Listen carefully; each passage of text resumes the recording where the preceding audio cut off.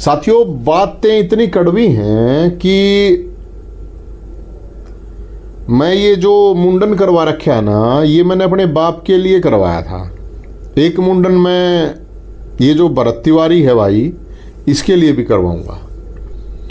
और मुझे अपने बाप के मरने पर इतना दुख नहीं हुआ जितना इस लड़के के मरने पर हुआ है। बाप के लिए 2 बार आंसू निकले थे, इसके लिए 4 बार निकले।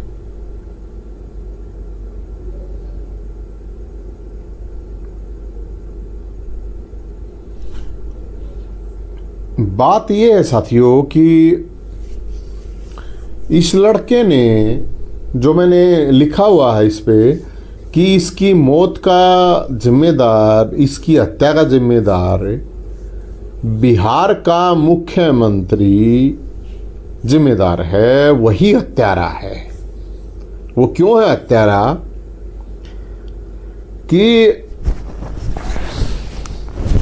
उस आदमी ने बयान दिया था। बहुत से लोग कह रहे हैं कि ये पुलिस ने मारा है। मैं ये कह रहा हूं ये पुलिस ने नहीं मारा है, क्योंकि पुलिस डिपार्टमेंट से तो उसका कोई सवाल ही नहीं था, उसकी कोई समस्या ही नहीं थी।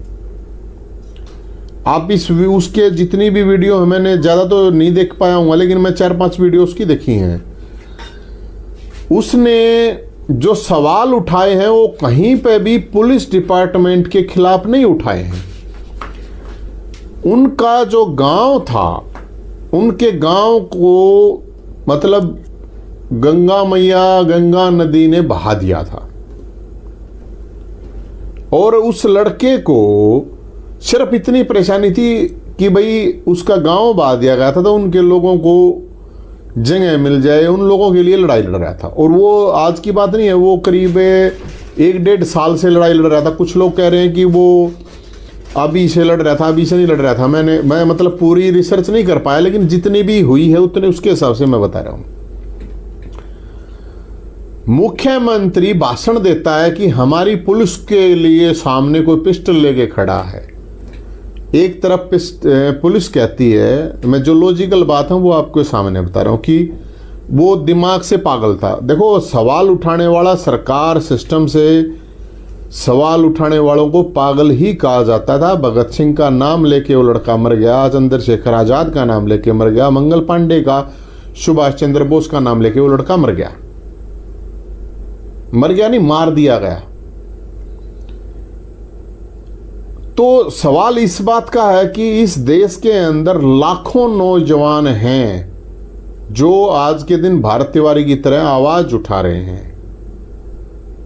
अब मैं इसलिए मुख्यमंत्री बिहार को जिम्मेदार मानता हूं कि वो सीधा सवाल मुख्यमंत्री बिहार से कर रहा था।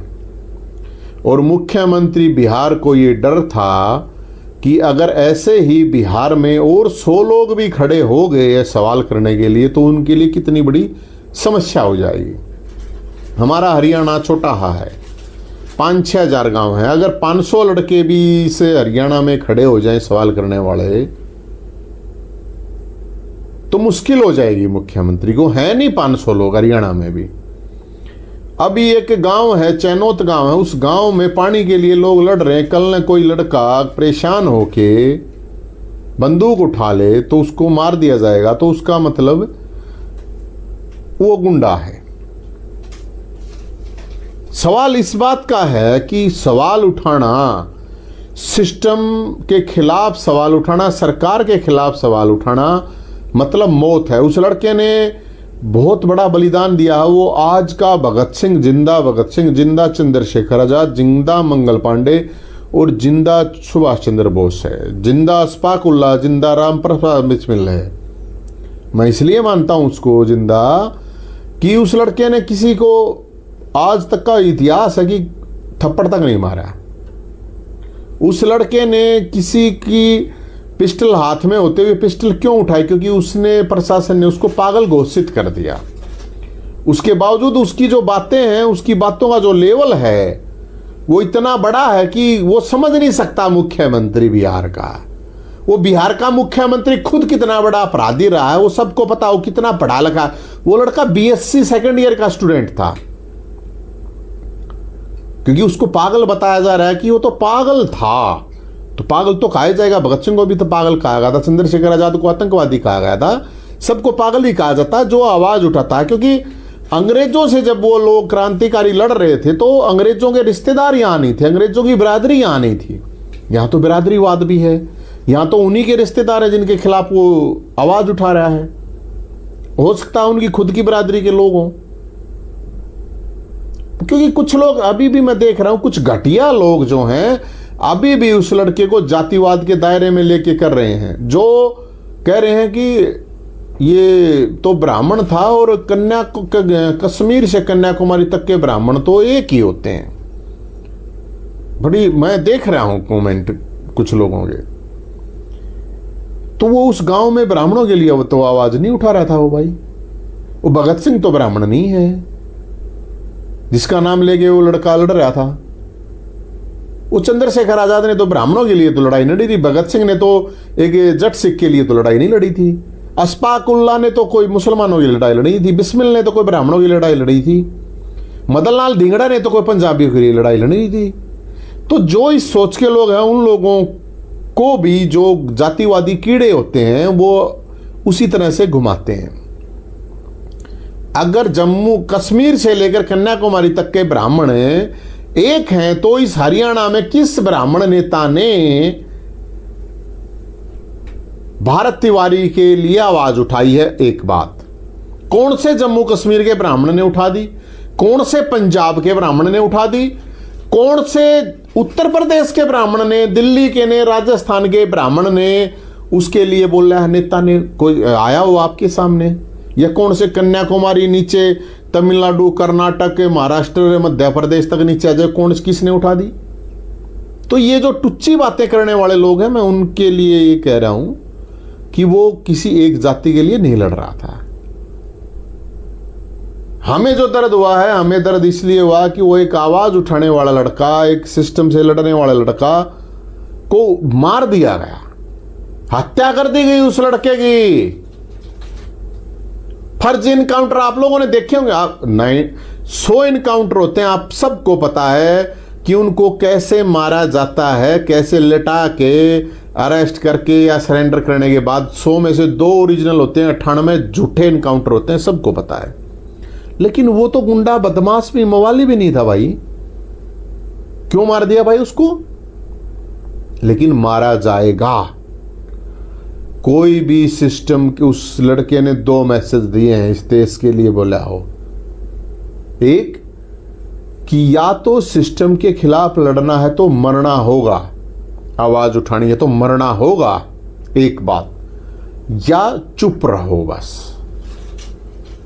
उसने बदलाव के लिए बलिदान दिया है, उसने कोई अपनी बिरादरी के लिए बलिदान नहीं दिया है। उस लड़के ने अपने आपका गांव बह जाएगा, आपका परिवार बह जाएगा। और वो लड़का कोई दिहाड़ीदार मजदूर नहीं था, खाते पीते घर का था। वो जो जिनके लिए लड़ रहा था वो वहां पे वो गरीब थे, दलित थे, पिछड़े थे, वो तो सभी थे वहां पे। उसने तो मतलब उसकी इतनी वीडियो देखी है मैंने अभी, आज उसमें कहीं पे उसकी बातों का लेवल, वो 28 साल का लड़का है, मैं तो 45 साल का हूं। हमारी भी बातों का वो लेवल नहीं है जो उस लड़के ने अपनी बातों का जो मतलब दिखाया है। और वो साफ दिख रहा है कि वो पिस्टल फेंक देता। अगर उसको मारा जाता, वो जब उसके पिस्टल हाथ में था तो अगर गोली मारती पुलिस से तो फिर भी माना जा सकता था कि भी खतरा था हमें, वो गोली चला सकता था। लेकिन उसने तो गोली मतलब उसने तो पिस्टल फेंक दी थी, उसके बाद मार दिया गया उसको। पुलिस ने नहीं मारा है, सिस्टम ने मारा है, मुख्यमंत्री ने मरवाया है। आप मुख्यमंत्री तक की, एसएचओ से लेके एसपी, डीजीपी, मुख्यमंत्री तक की फोन कॉल रिकॉर्डिंग निकलवा लीजिए। 100% कह रहा हूं मैं, 99 नहीं, 100% मुख्यमंत्री ने कहा है कि इसको मार दिया जाए। गांव के लोगों ने, प्रत्यक्षदर्शियों ने यह बताया है कि भाई 3 गोली मारी गई थी उसके पैरों में गोली 3 मारी गई थी। उसके बाद 2 गोली और मारी गई हैं उसको ले जाते हुए। उसके परिवार की बात को छोड़ दीजिए, मैं तो प्रत्यक्षदर्शियों की लोगों की बात सुन रहा हूं। तो जो लाखों हजारों लाखों तो नहीं कहूंगा मैं, हजारों नौजवान जो सिस्टम के खिलाफ आज अलग अलग जगह से आवाज उठा रहे हैं, उन लोगों के लिए मैं ये कहना चाहूंगा, वो लड़का लोंडियाबाज नहीं था, हवाबाज नहीं था, सट्टेबाज नहीं था, दारूबाज नहीं था, वो असली वो रीलबाज नहीं था, वो रियलबाज जंगबाज था वो लड़का। वो मतलब वो लड़का हवाबाजी भी कर सकता था, लोंडीबाजी भी कर सकता था, कोई प्रॉब्लम नहीं थी। स्मार्ट लड़का था, समझदार था, पढ़ा लिखा था, लेकिन उसने चुना लोगों की आवाज उठाना कि आवाज उठाऊंगा।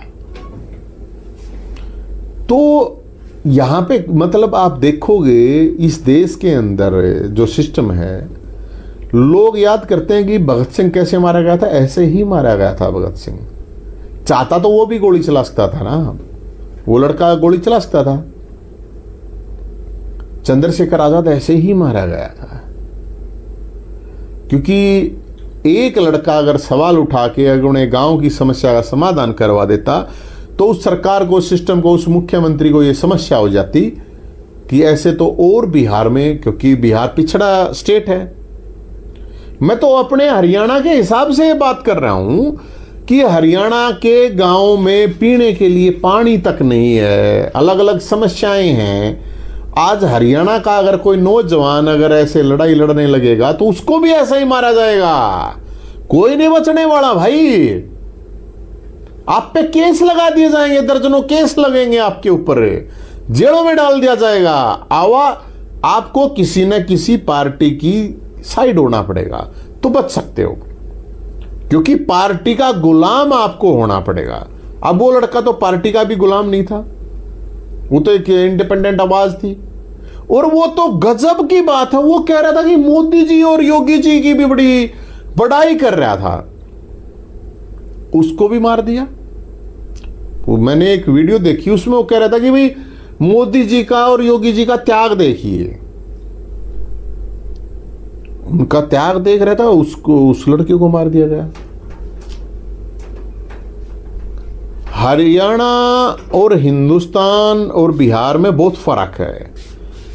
बिहार बहुत पिछड़ा स्टेट है, हमारे हरियाणा के अंदर भी बहुत से नौजवान क्रांतिकारी बनते। मैं बहुत से नौजवानों को कहता हूं, मैं पिछले करीब 1 साल से, नहीं तो 6 महीने से जरूर कह रहा हूं, इस देश को क्रांतिकारियों की जरूरत नहीं है, गुलामों की जरूरत है अपने। क्योंकि यहां पे सबको अपने बीवी बच्चे पालने हैं भाई, पैसा कमाना, अपना पैसा कमाओ। आपका घर परिवार कोई बीमार भी हो जाएगा, कोई इलाज करने वाला, करवाने वाला नहीं मिलेगा। अब वो उस लड़के ने बलिदान दिया है, कौन पूछता, वो तो चला गया ना वहां से, कौन पूछेगा। 13 दिन भी याद नहीं करते यार, 13 दिन भी अपने परिवार को, मतलब सगा संबंधी, माँ बाप, भाई बेटा, पति पत्नी मर जाता तो 13 दिन याद करते हैं। ज्यादा से ज्यादा बताया गया कि 12 महीने मैक्सिमम होते हैं। लेकिन मैं एक बात आप लोगों को जरूर कहूंगा, अब जिंदा रहने का तो पता नहीं कौन कितने दिन जिंदा रहे, हम रहे ना रहे कोई फर्क नहीं पड़ता। 12 साल तो जरूर इस लड़के को, 12 महीने नहीं, 12 साल इस लड़के को लोगों को याद हम दिलाएंगे। 28 साल का लड़का यार, किस लेवल की सोच थी उसकी। अगर उसको नुकसान पहुंचाना होता, उसकी 3-4 वीडियो है, हाथ में पिस्टल है, उसने कोई फायर तक नहीं किया था। उसने अपनी पिस्टल फेंकते हुए भी, जो एक गोली थी उसको भी हवा में फायर करके पिस्टल को फेंका था, ताकि किसी को गिरते हुए पिस्टल की गोली ना चल जाए। सोचो आप,